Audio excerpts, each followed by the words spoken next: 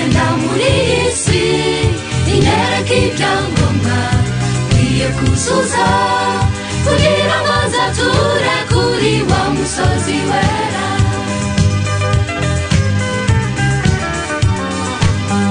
Ijambo ry'Imana inkota ityaye rihinguranya umutima wabaye akahebwe, yereka umuntu ko ari maze agahindukira, nibwo wumva ngo yabaye icyaremwe gishya.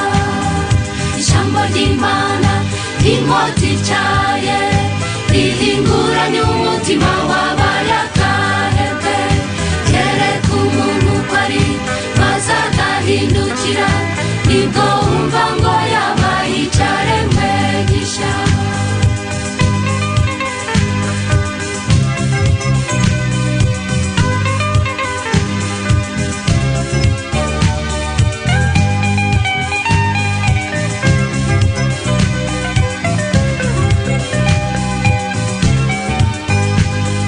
Ijambo ry'Imana n'umuriro ritwika ibyaha byaganje umutima w'umuntu.